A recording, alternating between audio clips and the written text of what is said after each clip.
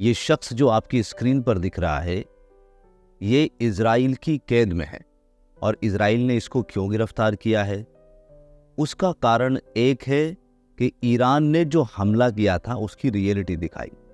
आपको पता है कि इजराइल ने दुनिया की सभी मीडिया पे बैन लगाया हुआ है कि वो किसी भी तरीके से इजराइल के वहां ना जाए जहां पर उसका नुकसान हुआ है, क्योंकि इजराइल को पूरी दुनिया को दिखाना पड़ता है कि उसका नुकसान बहुत कम हुआ है।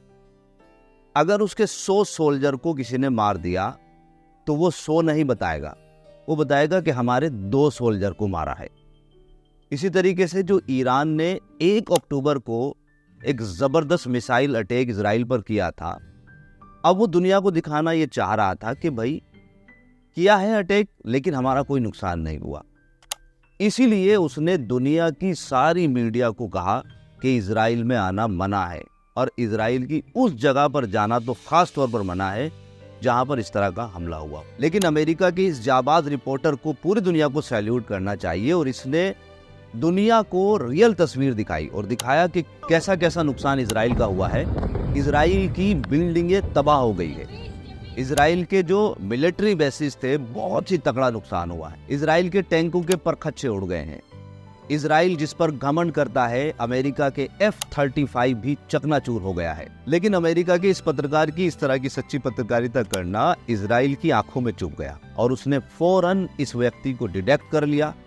कहा जा रहा है कि इस पर टॉर्चर किया गया, फिर इसको अदालत में पेश किया गया और इल्जाम लगाने की कोशिश करी गई कि ये हमारी सीक्रेट मिशन को लीक कर रहा था और इस पर देशद्रोही का मुकदमा लगे, जेल में डाला जाए, किसी तरीके से ये बाहर नहीं आना चाहिए। अब आप समझो उनकी स्ट्रेटेजी को कि अगर ये पत्रकार अमेरिका का ना हो कि किसी दूसरी कंट्री का होता तो किसी भी कीमत पर ये जेल से बाहर ना आ पाता। लेकिन बहरहाल इसकी कोई गलती नहीं थी, इसने एक सच्ची पत्रकारिता करी।